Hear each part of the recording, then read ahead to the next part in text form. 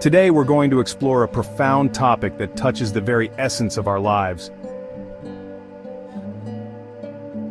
How to divert our love for worldly affairs, or Prapancha, towards God. Love is a powerful force that shapes our lives in countless ways. It can be the source of great joy and fulfillment, but also of pain and suffering. By understanding the nature of love, we can learn to transform it from a worldly attachment to a divine devotion. Join us as we delve into this journey of transforming worldly love into divine devotion. Love is a natural instinct. One does not have to be tutored about loving one's daughter or son. Where there is a liking, fondness follows. But this love is, in the ultimate analysis, also selfish. Were it not so, a person would not complain that his son is self-willed, not obedient. A person complains thus because such behavior hurts his ego or self-interest. Prapancha indeed is like a laboratory or a workshop in a school, where its purpose is merely to instruct or give practice, not to turn out a remunerative product. Prapancha should therefore be considered only as a place of instruction, not as the producer of a profitable article, namely happiness.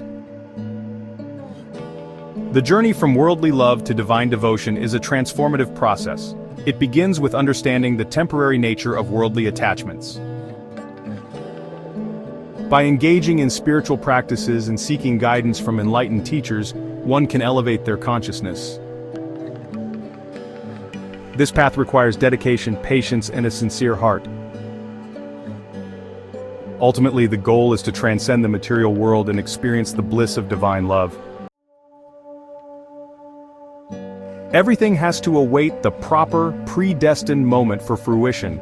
It is therefore yours only to do your duty conscientiously, telling yourself that all that happens is by God's will. Thereby, you will gradually acquire respect and love for God. The fondness which we feel today for Prapancha should be diverted to God. Studiously learn to love selflessly everyone in the family, and this will automatically lead to walking on the spiritual path and create love for God. There is no separate exercise needed for this purpose. That fondness for God will arise if you feel that you cannot do without Him. For this we must ever remain in His company, and to remain in nama-smarana is the easiest way, the only way, to achieve this. Personal reflection. In the ancient texts of the Bhagavata Purana, there is a beautiful story about King Ambarisha, a great devotee of Lord Vishnu. King Ambarisha was known for his unwavering devotion and his ability to divert his love for worldly affairs towards God. One day, the powerful sage Durvasa visited King Ambarisha's palace. Durvasa was known for his unpredictable temper, and he decided to test the king's devotion. He asked the king to wait for him to return from his bath before breaking his fast. However, Durvasa took a long time, and the auspicious time for breaking the fast was about to pass. King Ambarisha, adhering to his religious duties, decided to sip a little water to break his fast without eating anything substantial. Finally, Durvasa returned to King Ambarisha and begged for forgiveness. The king, with his heart full of love and devotion for God, forgave Durvasa and prayed to Lord Vishnu to spare the sage. The Sudarshana chakra was withdrawn, and Durvasa realized the depth of King Ambarisha's devotion. King Ambarisha's story teaches us that true love and devotion to God can protect us from all worldly troubles and challenges. By diverting our love for Prapancha towards God, we can find peace, fulfillment, and divine protection.